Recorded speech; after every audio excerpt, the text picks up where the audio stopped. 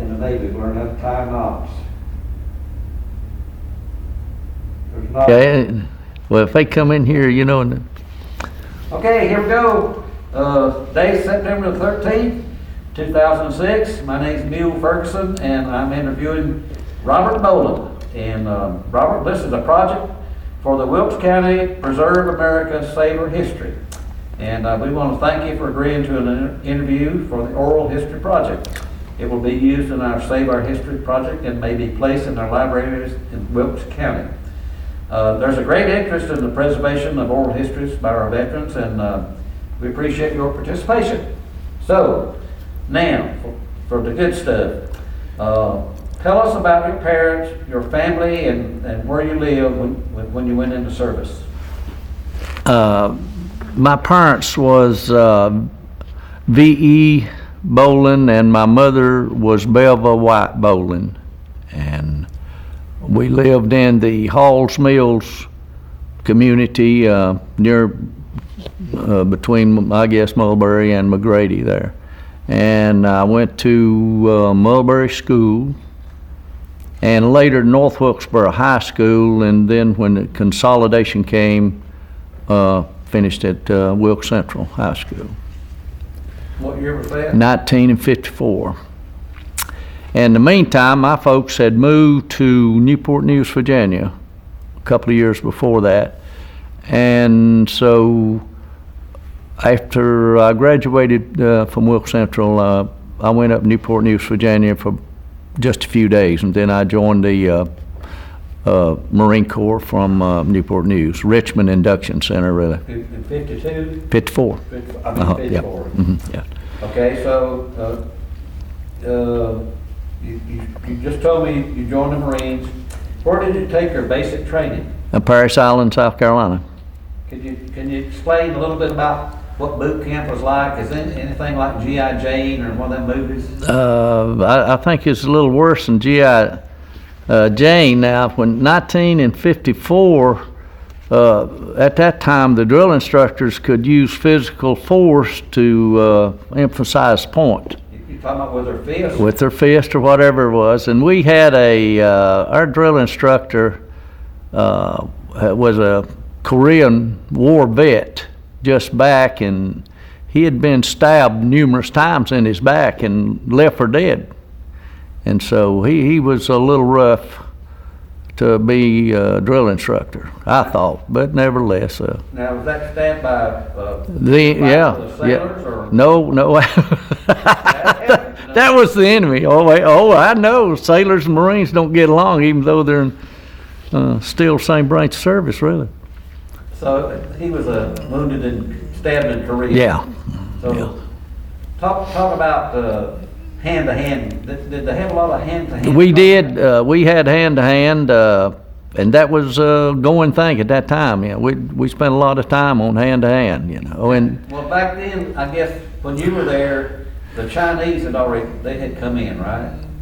Well, let's see. Now the armistice was signed, I believe, July the 1st or something like that, 1953. Because President Eisenhower, you know, he ran, and that was one of the things he ran on, of trying to stop the Korean War. July of 53. I believe that's right. Yeah. So, it's over here later. And but anyway, but another thing our drill instructor did, we had 4 squads, and he would take a run-ago and see how many he could knock down on each squad. And the one that had the fewest number knocked down, you know, they got a little additional privilege, and the others, you know, had extra cleanup, et cetera, et cetera. Why do you think he was doing this to you guys, young guys? Why did he actually loved you, but why do you think he did it? Well, other than maybe, you know, and of course, I'm sure that there were some harsh times probably in his career, especially in Korea. You know, where one time he told us just a few more pictures in your wallet might mean the difference on whether you can take an extra step. Okay, if so you when I explain that to a layman, I know what it means, but can you explain that means they make you tougher? That's exactly right. Okay. They'll make you tougher, and you know, and it's a mental thing too. Make a young man out of You don't, a you man know. out of a young man? Well, in the Marine Corps, and this is, I guess, you know, from what I learned from, if your orders are to take a hillside or a mountain, the Marines charge forward. Now, the Army probably is more realistic. They're going to say, now, do we go to the south or the north side, or which way do we need to go? But now the Marines will hurriedly charge the mountain. Well, that's how they teach them. Okay, when you went in, I guess the war was basically, it was over, but it wasn't over, so. That's right, because they had just signed the armistice, but this was not the end, and I don't know if there's ever been any declaration ending the war.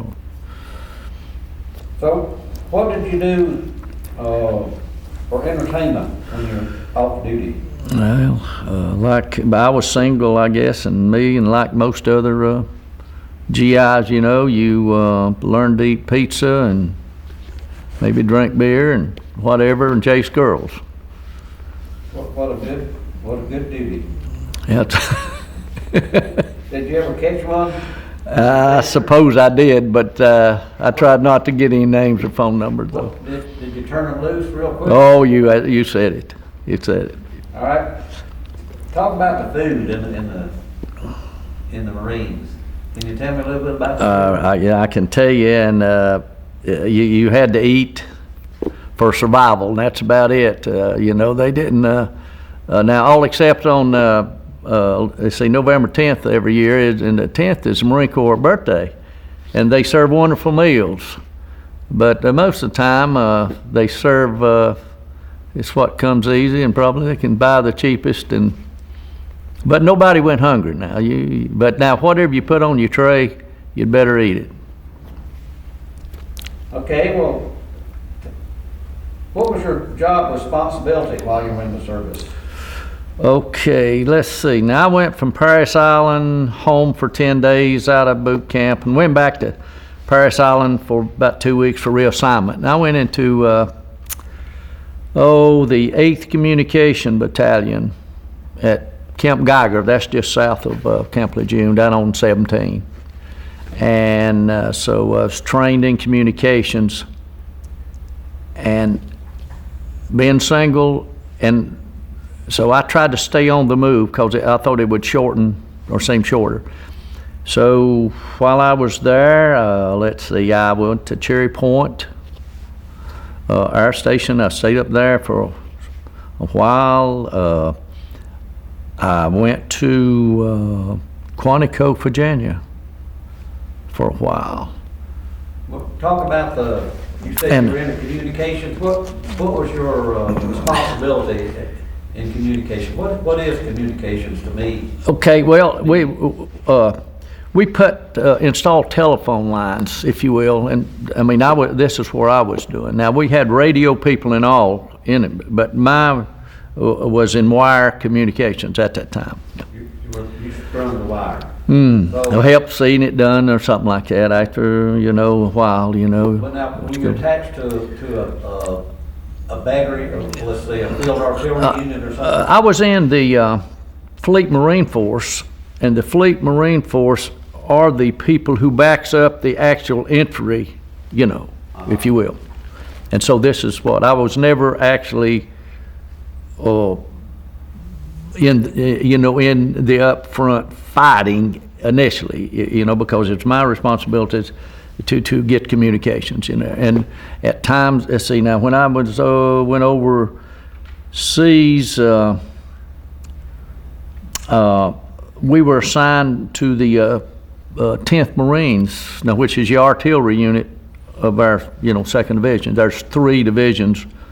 The first is Camp Pendleton, California, second at Camp Lejeune, and the third is Okinawa.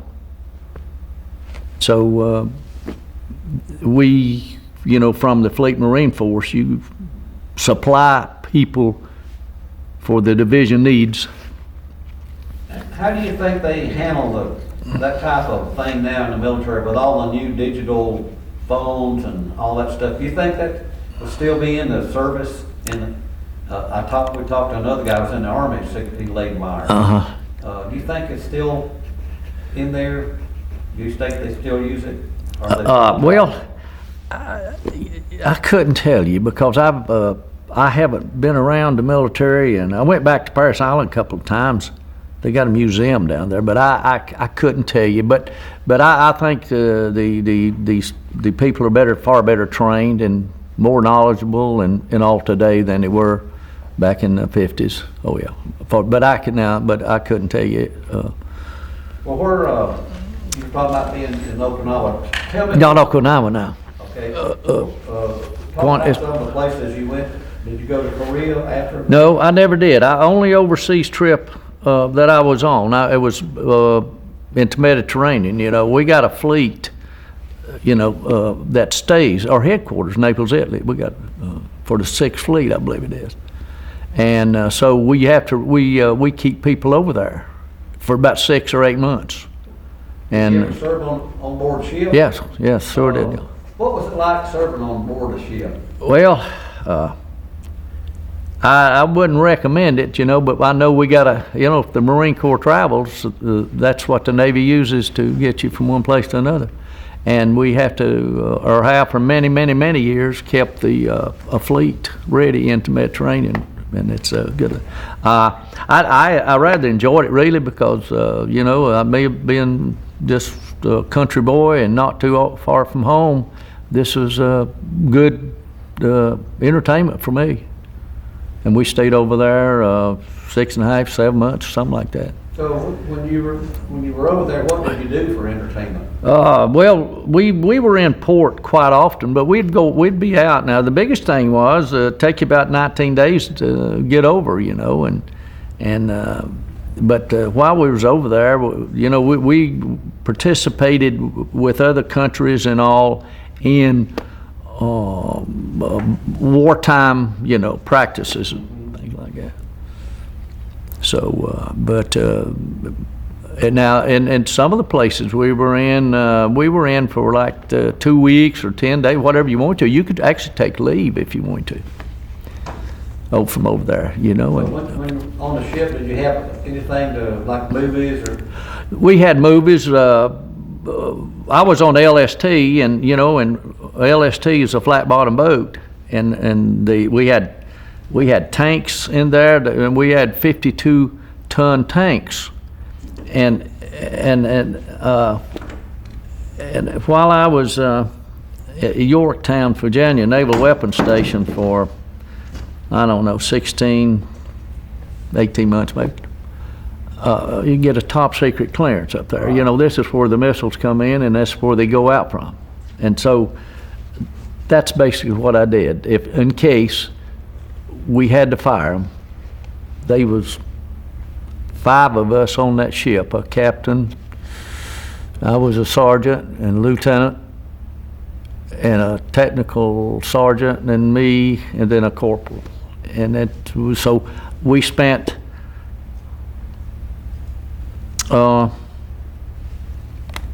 time training down in the ship in a little area, and in case we ever had to use them. So basically, you said you were in communication, but you still had to do.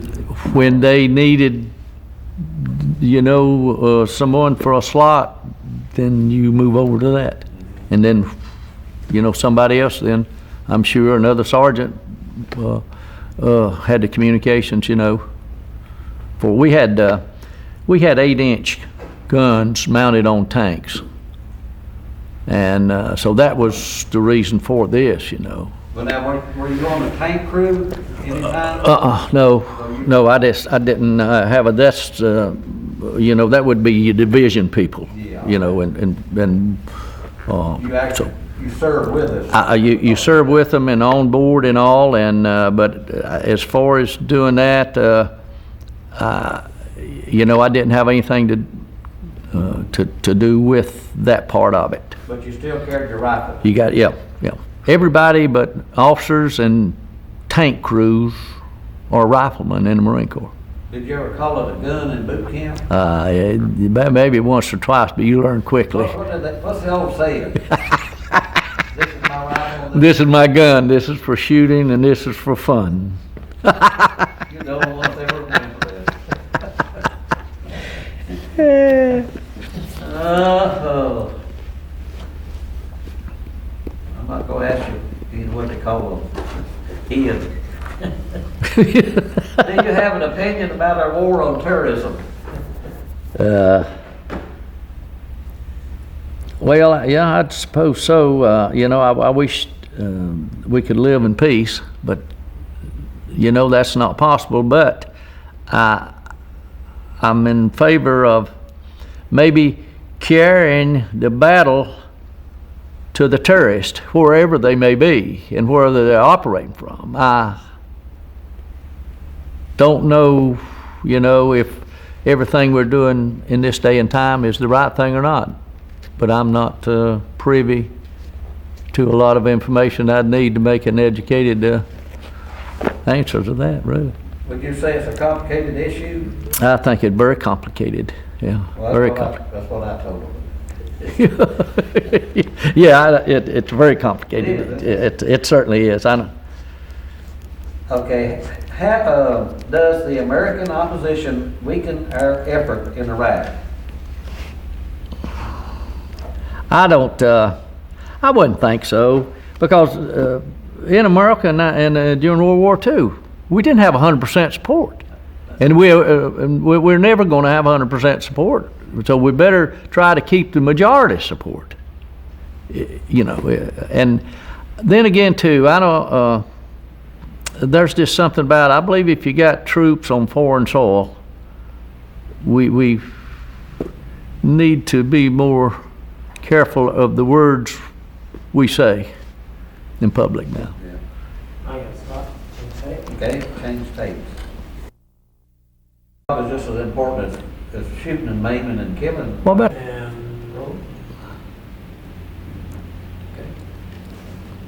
Talk a little bit about, even though a lot of people don't come in contact with fighting the enemy, what about a barber, or talk about some of the other areas that contribute to a war effort even though they've never fired a gun? Okay, now this is kind of going to be true in the spot that they chose for me as a not a backup but as a support unit, and because it takes roughly 7 or 8 support people to keep one person on the front lines and keep him or her supplied with what their needs. And so from that standpoint, I think that everybody is just as important along the way, because and you've heard of cases where the supplies didn't get there, the ammunition didn't get there, and so there's just a lot of things that go into a well coordinated attack. But I'm sure the commanders was certainly going to look at that, and what about the person that they were interviewing and he said, well, I didn't do much in war, I've just worked in the laundry. Was his job important? Yes, it was. Yes, it was important. Somebody's got to have clean clothes. You can't, your clothes has got to be washed, and and being on the front lines and all. And cooks, you've got to have clean clothes. Your hygiene don't stop. Well, that's good. How did humor help you get through your service? Without that, it would have been some tough times. I've always sort of been an outgoing individual, and wherever you can find a little comedy or fun, and I think this is good. And most military commanders know this. There's got to be some lighter moments.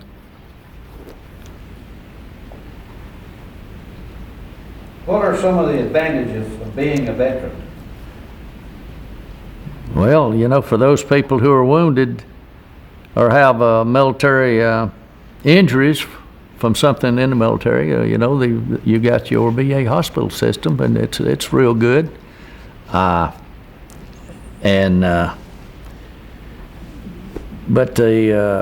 I'm sure that most of the veterans who were injured and all, they'd wish they weren't. But still, in America, I think we do a good job through the VA system, and it's not perfect now, but we do a good job of taking care of them. I've been in them many times, in Asheville, Salisbury, Richmond, Hampton, Virginia, and then I can see one case, especially in Richmond, Virginia, and a fairly young man today, but he don't have any arms or legs. But he's on a little gurney, and he can move himself from one place to another, such as going outside and laying in the sun and going to eat and all these things. He still has freedom. He still has freedom. So from that standpoint, I think that our military is been well looked after, because some of the finest doctors in the world will see you, because if VA doctors run across a problem, they can ask for additional help from specialists. Now, how long did you spend in the service? 3 years, 9 months, and 3 days. And the reason for that is, in the Marine Corps, you can enlist for 2, but my primary purpose was college education. I was going to ask about that. And so I said 2 years and not going to get me, 4 years. So I said, so I went in for 4 years. And when we got back from the Mediterranean, and I went home for about 10 days, and when I was reporting back in, registering my car on base, the teletype started clicking, and the sergeant waiting on me said, "You may be interested in this." And what it was, President Eisenhower cut the Marine Corps from 220 to 190.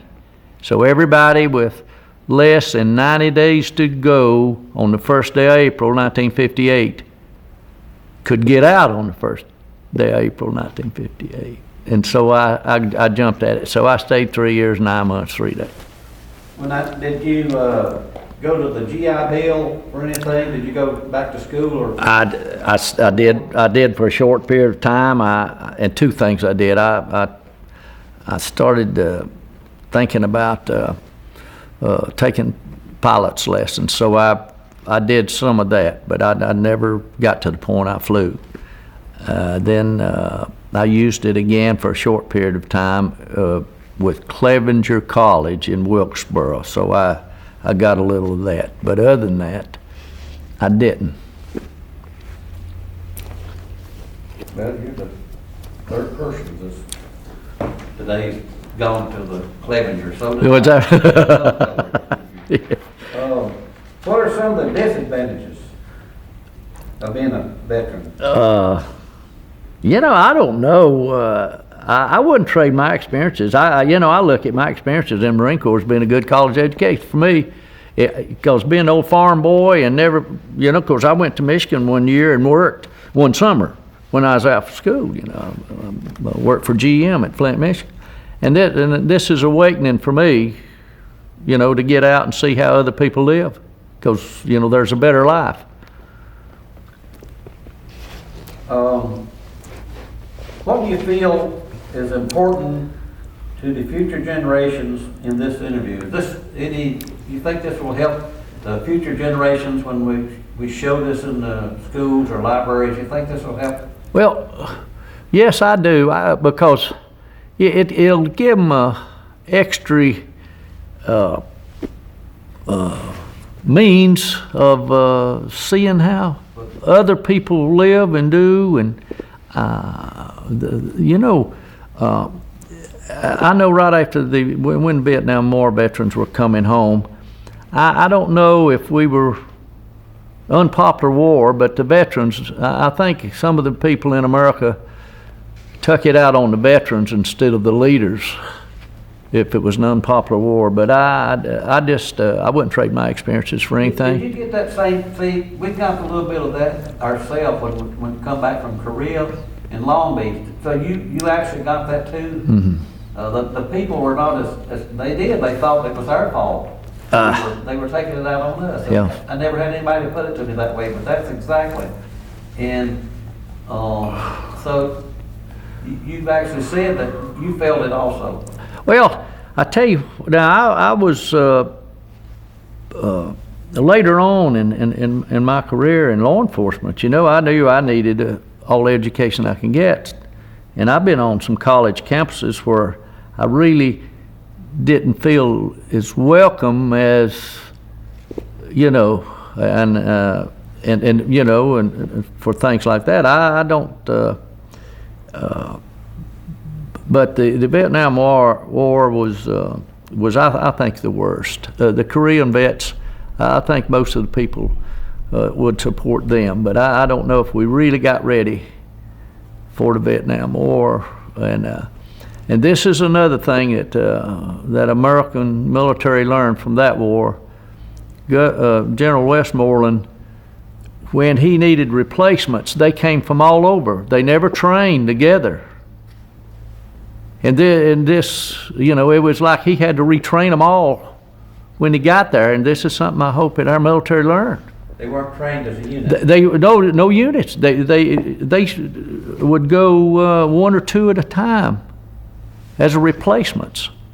You think it'd be the same thing as the Charlotte Panthers or the Carolina Panthers if they weren't going to training camp, if they all just came there and started playing football? What kind of mess it would be? It is. That's exactly right. Yeah. And that's about what we were trying to do. And then again, this was the first time, I guess, since 1776 that we really had a war of this kind. You know, that it was hard to distinguish the enemy.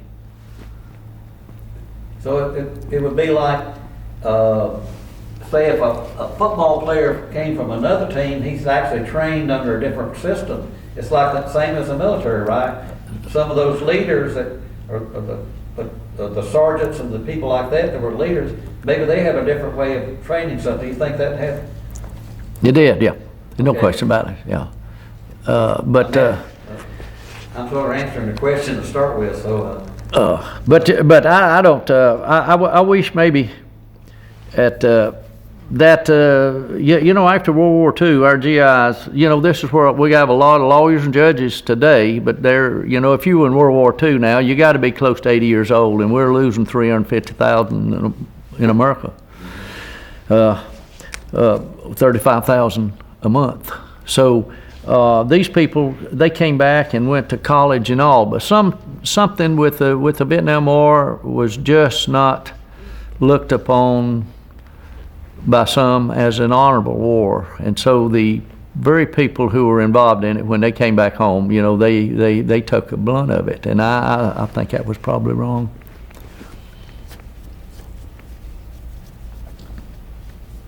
Okay, you already described about the Marine drill instructors. What were your living conditions like when you were in boot camp? Well, let's see. We was out every morning, I don't know, 4 o'clock something, running, stomping, close order drill, whatever the mood was, you know, and then we went to eat, showered and went to eat and come back, and you got classes in boot camp. I mean, you know, all kinds of classes, this and this, and then you spend a lot of time marching. And then shooting a rifle. Now this comes in, learning to shoot and being a good rifle person in the Marine Corps, that's a high honor now. That's how it's looked upon.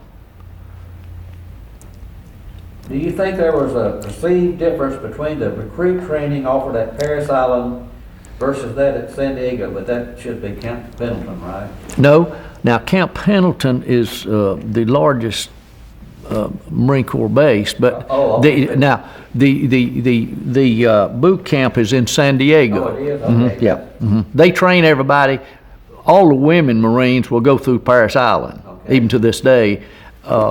But the west of the Mississippi will go to San Diego. Diego, okay. Yeah.